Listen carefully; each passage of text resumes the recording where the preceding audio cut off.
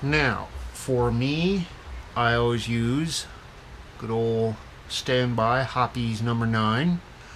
I understand that it is good for corrosive primers because it was made back in the day when there was nothing but corrosive primers. Give that a little shake. And if you fire any surplus ammo, it's going to be corrosive. So if you want to take good care of your guns, you will get a one-piece rod. That way you don't have the sections where the things screw together scraping on your bore. Plus it's stronger. So what we do is we get that bore brush a little wet. And the first thing we want to do is get the bore nice and scrubbed down, because that's going to be the dirtiest part of the whole gun. So we do that. You always clean from the rear to the front, so that way you don't have as much chance of messing up the muzzle, which is where the most critical bit of the accuracy of the rifle is going to come. So we go into the chamber thusly and through. Run that a few times. Go ahead and we dip it again, because you want to get that bore nice and soggy.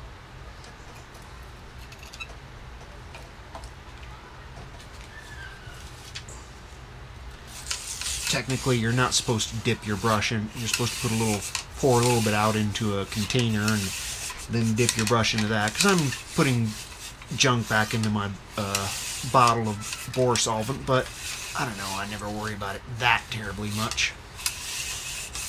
Just nice, easy passes all the way through, all the way back. Don't try to change direction in mid-bore, because if you do, you're just going to keep bending your bristles back and forth, and all that's going to do is break off bristles. So one more time, just make sure we've got that bore nice and soggy.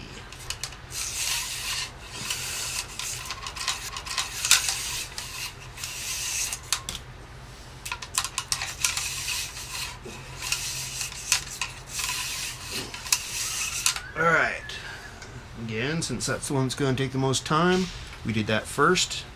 Now we set that aside and leave that to soak.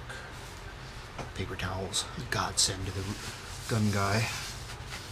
Now while all that's sitting and soaking, we can address the other stuff. People have their differences as to what kind of brush they use. Me, I like old toothbrush. It does the job just fine, near as I can tell. Some of the more caustic bore solvents are going to eat it up, but oh well. It's not like you paying millions of dollars for them. So get that good and soaked down.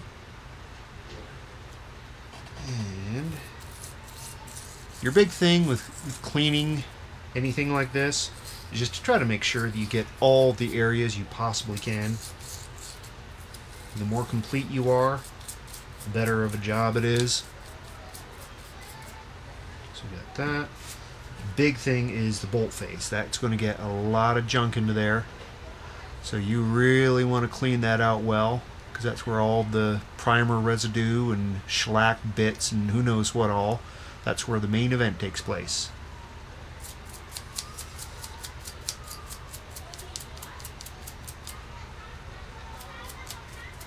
Make sure, I don't know if you can be able to see that or not.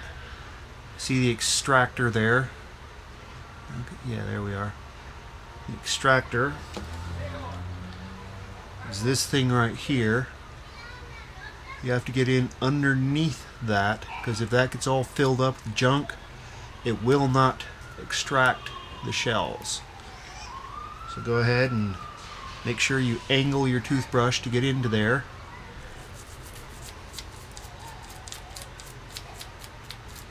And inspect that under a good light. Make sure it's nice and clean.